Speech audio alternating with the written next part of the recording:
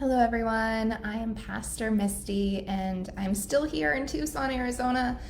Just finished up all of our business with the Desert Southwest Conference of the United Methodist Church. So, getting ready to head back up to Phoenix. But before I did, I wanted to apologize for not getting to publish yesterday's Thursday, chapter 11, Proverbs.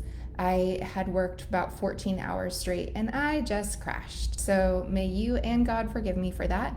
But here we are, and I'm going to do chapter 11 and chapter 12 right now so that you all have access to it before the weekend. And if you are catching up, like maybe I needed to this morning, then you'll have access and be caught up by the weekend. So here we are. We're studying Proverbs. We are reading it together. Today we'll do chapter 11 and 12. I am wanting you to listen to these couplets, right? Two lines that one states like a positive thing, and then you hear its opposite kind of reflected in the next line. I want you to hear it as poetry. Listen to it as comfort, as meditation, as something like that. And I'll occasionally stop and kind of break it up a little bit and talk about how we can interpret those things today. These two chapters, I'm not going to do a lot of contextual digging in these two chapters. Let's just let this particular two chapters wash over us as we pull out those threads of truth and those threads that we want to hold on to for our own lives. Okay, so here's chapter 11. A false balance is an abomination to the Lord, but an accurate weight is his delight. When pride comes, then comes disgrace, but wisdom is with the humble. The integrity of the upright guides them, but the crookedness of the treacherous destroys them. I can't help but listen to that verse 3 and put systems in there. Excuse me. So I hear the integrity of the upright systems guides them, but the crookedness of the treacherous systems destroys them. I'm not sure if that says about where I am and what I'm reading into the scripture or what I've been conditioned to think, but that's what I read when I read that particular verse. All right, let's continue with verse 4. Riches do not profit in the day of wrath, but righteousness delivers from death. The righteousness of the blameless keeps their ways straight, but the wicked fall by their own wickedness. The righteousness of the upright saves them, but the treacherous are taken captive by their schemes.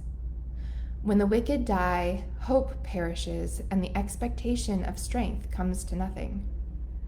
The righteous are delivered from trouble, and the wicked come into it instead. With their mouths, the godless would destroy their neighbors, but by knowledge the righteous are delivered. When it goes well with the righteous, the city rejoices, and when the wicked perish, there is jubilation. By the blessing of the upright, a city is exalted, but it is overthrown by the mouth of the wicked. Whoever belittles another lacks sense, but an intelligent person remains silent. A gossip goes about telling secrets, but one who is trustworthy in spirit keeps a confidence. Where there is no guidance, a nation falls, but in an abundance of counselors, there is safety.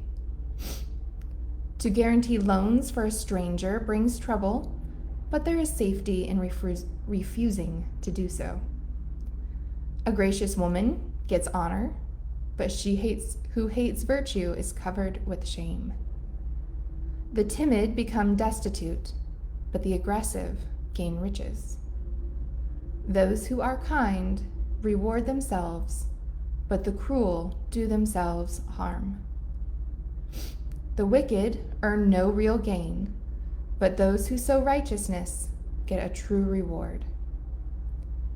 Whoever is steadfast in righteousness will live, but whoever pursues evil will die. Crooked minds are an abomination to the Lord, but those of blameless ways are his delight. Be assured, the wicked will not go unpunished, but those who are righteous will escape. Like a gold ring in a pig's snout is a beautiful woman without good sense. I want to pause here for a second on verse 22. Twice so far we've heard about righteous women and no real distinguishment about righteous men, although most of this can be applied to women or men. But I think it's interesting that they pull out a couple and apply it just to women. Like a gold ring in a pig's snout is a beautiful woman without good sense. We're talking about possessions here. We're talking about beauty. We're talking about worthlessness. To have a gold ring in a pig's snout, I mean, you're trying to make something beautiful that was not beautiful, that was actually, they didn't eat pigs. So it was worthless. So to have a beautiful woman that didn't have any sense is almost worthless, is that kind of interpretation that we can take out of that. Again, I really wish that there were more that were specifically about men, but that is the context in which it was written, right? It was written to men by men, and so they didn't need to specify men, but they did want to specify women. Let's continue with verse 23. The desire of the righteous ends only in good, the expectation of the wicked in wrath. Some give freely, yet grow all the richer. Others withhold what is due and only suffer want. A generous person will be enriched, and one who gives water will get water.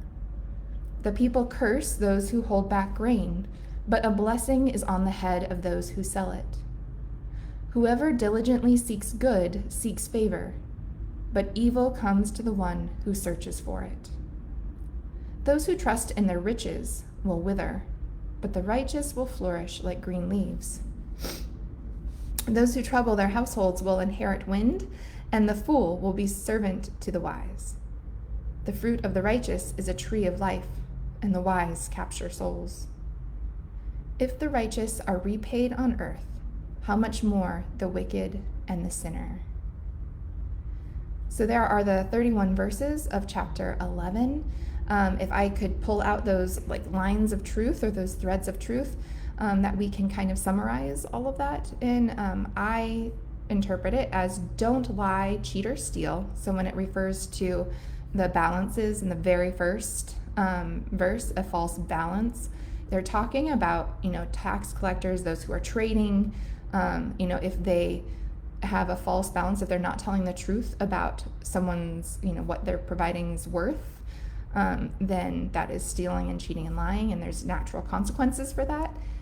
When I mean natural consequences, I mean when you cheat and lie and steal, you attract violence and pain because people are hurt by it and they will seek retribution. So I feel like that's coming out of that verse and those verses that talk about lying and cheating and stealing. There's verses here about being generous and being kind. Some even that say, if you give water, you'll get water. So if you are generous and kind with others, then others will be generous and kind with you. We see that as part of human nature in how we deal with others. I got the message of don't gossip. Don't slander, don't talk poorly about others, don't pass on lies. There's also a verse in there that I interpret as don't expect to get paid back loans from someone you don't know. Honestly, in my life, don't expect to get paid back loans at all is my mantra. If you're going to give someone a loan of money, just know that you're giving them that money and don't expect to get paid back for it. That's not a jaded interpretation. That's just setting your expectations in the right way, I suppose.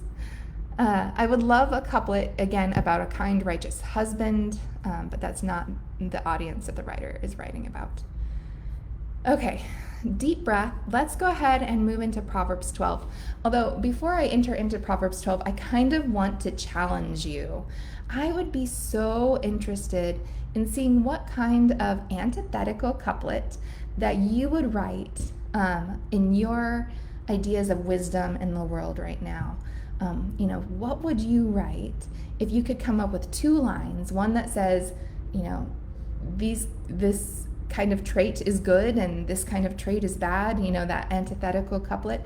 What would you write? I would love to see that in the comments, or you can email me at mistyhowick@gmail.com. I'd love to hear what you have to say.